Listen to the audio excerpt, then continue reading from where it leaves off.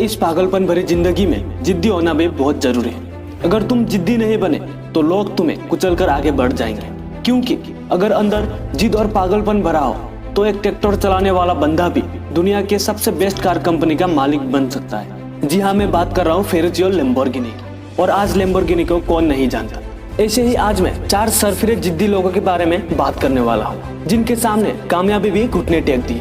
So let's start it. जब Tata group of company घाटे में चल रही थी, तब रतन टाटा ने कंपनी बेचने के लिए फोर्ड कंपनी के मालिक से मिला। तब उन्होंने रतन टाटा को ये कहकर इंसल्ट कर दी कि अगर तुम्हें कार के बारे में नॉलेज नहीं है तो तुमने कंपनी खोली ही क्यों। तब रतन टाटा को यह बात बहुत बुरा लगा और वो कंपनी बेचे बिना ही वापस चले आए।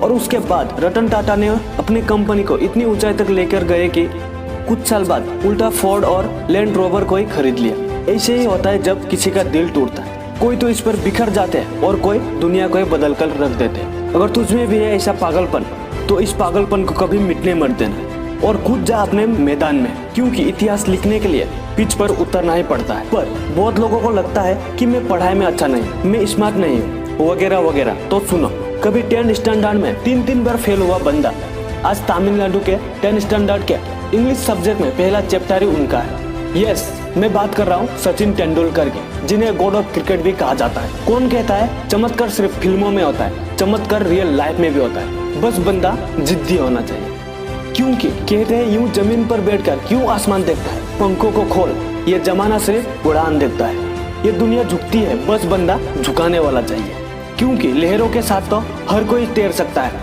पर एक जिद्दी बंदा ही लहरों को चीरकर आगे बढ़ जाता है। और ऐसे ही पागल लोगों को दुनिया लेजेंड के नाम से जानते हैं। ऐसे ही एक बंदा रॉकेट खरीदने के लिए रशिया चले गए, पर उसके पास उतना कैपिटल ना होने की वजह से वो बिना खरीदे वापस चले आए। पर आते वक्त उस बंदे में एक जुनून सबर हो गया कि अब रॉकेट तो मैं खुद बनाऊंगा। और उसके बाद वो किताबें पढ़ने लगा और किताबें पढ़ कर उसने पहला रॉकेट लॉन्च किया। पर वो कहावत है ना, सक्सेस का पहला चैप्टर ही फेलियर होता है। सक्सेस क्या है?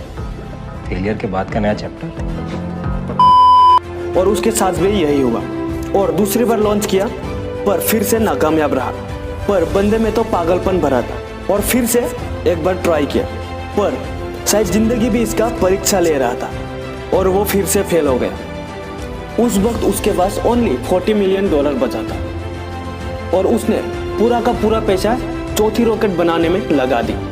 और जब चौथा रॉकेट लॉन्च किया गया तो इस बार वो कामयाब रहा और इसकी सक्सेस को देखकर नासा ने उन्हें $1.8 बिलियन का कॉन्ट्रैक्ट दिया। दोस्तों, अब तो आप समझ चुके होंगे कि हम बात कर रहे हैं the real iron man Elon Musk. दोस्तों, बहुत लोगों को वक्त बदल देता है और कुछ पागल लोग वक्त को ही बदल देते हैं। तो तुम भी पागल बन जाओ अपने सपनों के लिए।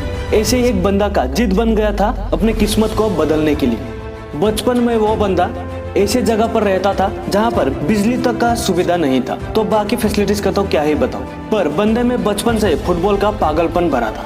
बहुत लोगों को लगता है कि फुटबॉल में उतना स्कोप नहीं है, तो उन लोगों के लिए ये बंदा जीता जागता एग्जाम्पल है। जी हाँ, मैं बात कर रहा हूँ the king of football Neymar junior की। आज 29 की एज में नेमार के पास $200 मिलियन है। ना तो ये बंदा अमीर परिवार से था और ना ही इसके पास अच्छी फैसिलिटीज थी, पर फिर भी ये बंदा अपने दम पर इस मुकाम तक पहुंचा है। इसका फैन फॉलोइंग बताता है कि इस बंदे का फुटबॉल के लिए इसके अंदर कितना पागलपन भरा है। अगर तुम भी इन लोगों की तरह पागलपन अपने अंदर भर सकते हो तो यकीन मानो तुम्हें कामयाब होने से कोई रोक नहीं सकता। और 5-10 साल बाद तुम्हारी भी ऐसा ही एग्जाम्पल कोई दे रहा होगा। पर इसके लिए आज तुम्हें हद पार मेहनत करना पड़ेगा। अपने गोल में तुम्हें चींटियों जैसा डिसिप्लिन लाना होगा, क्योंकि हर मुश्किलों का हल है अगर तुझ में दम है। एक ही तो जिंदगी मिली है, इसे रोने में और सोने में वेस्ट मत करो। Thanks for watching.